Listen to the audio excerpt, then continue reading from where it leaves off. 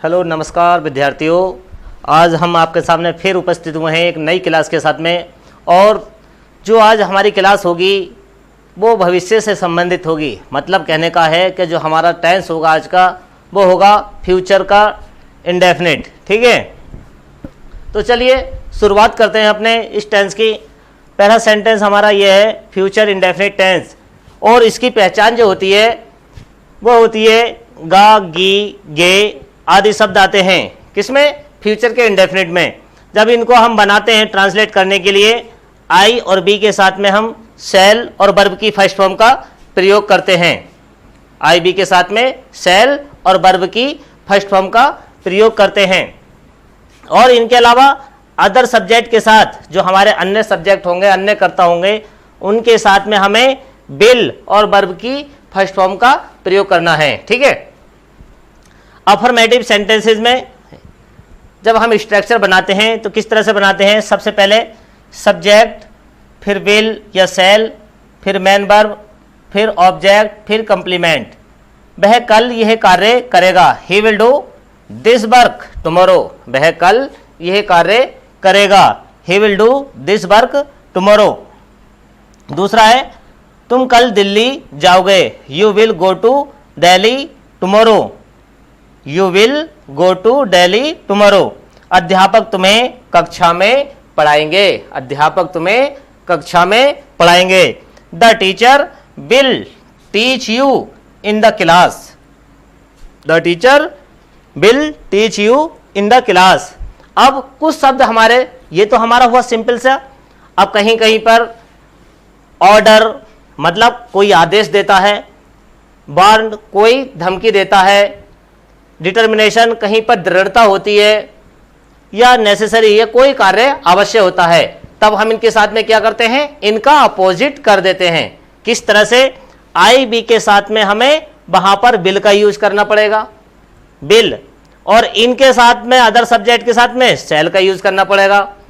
किस तरह से देखें example, I will kill you, मैं तुम्हें जान से मार दूंगा। मतलब धमकी दी जा रही है, मारने की जब धमकी दी जाती है तो वहां पर इनका अपोजिट यानी हेल्पिंग वर्ब जो है हमारे फ्यूचर के इंडेफिनिट की, वह अपोजिट मतलब उल्टी हो जाती है।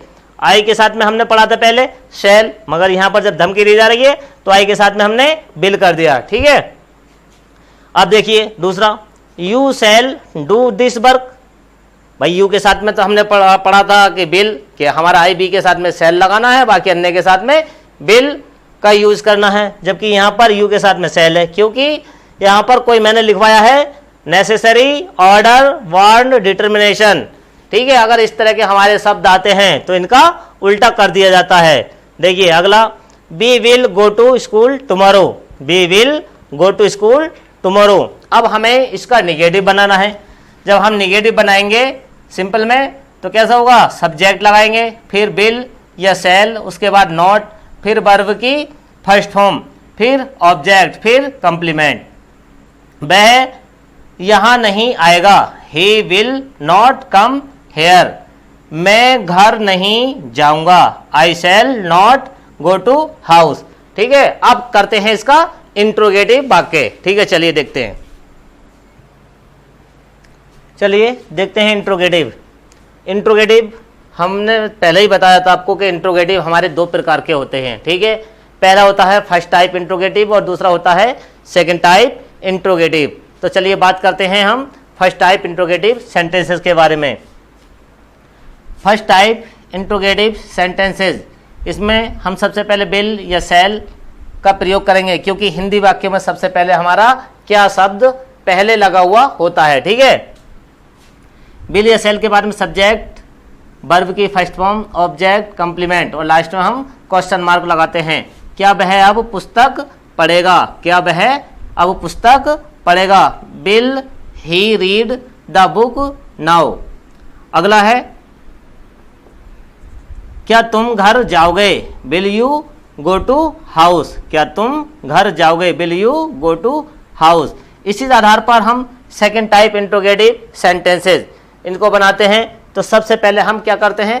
क्वेश्चन वर्ड सबसे पहले हम रखते हैं, उसके बाद हेल्पिंग वर्ब, फिर हेल्पिंग वर्ब के बाद में सब्जेक्ट लगाते हैं, जो भी हमारा सेंटेंस में होता है। उसके बाद में मेन वर्ब, ठीक है, मेन वर्ब के बाद ऑब्जेक्ट, कंप्लीमेंट, कंप्लीमेंट को हम एक्स्ट्रा वर्ड भी कहते हैं। लास्ट में हम क्वेश्चन मार्क लगा देते हैं। देखिए क्वेश्चन वर्ड, उसके बाद में विल या शैल, फिर सब्जेक्ट, वर्ब की फर्स्ट फॉर्म, फिर ऑब्जेक्ट, कंप्लीमेंट, लास्ट में क्वेश्चन मार्क लगा देते हैं। तुम इलाहाबाद कब जाओगे? When will you go to Allahabad, ठीक है, when will you go to Allahabad. अब आता है हमारा हु यानी कौन वाला वाक्य। अब इसमें हमने पहले भी पढ़ा है कि हु के साथ में हमारा जो है सब्जेक्ट नहीं लगता है कोई सा, क्योंकि हु का ही जो हु से ही हम पहचान करते हैं वह सब्जेक्ट की करते हैं। किसी भी बड़ी स्टोरी में जब स्टोरी हम जब बनाते हैं हु लगाकर हमें सब्जेक्ट का पता चलता है, ठीक है। देखिए हु, फिर विल या शैल, फिर वर्ब की फर्स्ट फॉर्म लगाते हैं, फिर ऑब्जेक्ट, कंप्लीमेंट, लास्ट में क्वेश्चन मार्क लगाते हैं। अब यहाँ कौन आएगा? Who will come here now. अब यहाँ कौन आएगा? Who will come here now. अब इस तरह से जो है हमारा आज पास्ट का इंडेफिनिट टेंस कंप्लीट हुआ। कल जो करेंगे हम अगला इसी का टेंस करेंगे, यानी पास्ट का नहीं है, फ्यूचर का। फ्यूचर का जो टेंस है आज समाप्त हुआ है। कल जो करेंगे इसी का हम फ्यूचर का दूसरा सेंटेंस करेंगे, जो भी अगला टॉपिक में आएगा, ठीक है। तो कल फिर एक नए सेंटेंस के साथ में मुलाकात होगी। तो कल तक के लिए दीजिए इजाजत, धन्यवाद।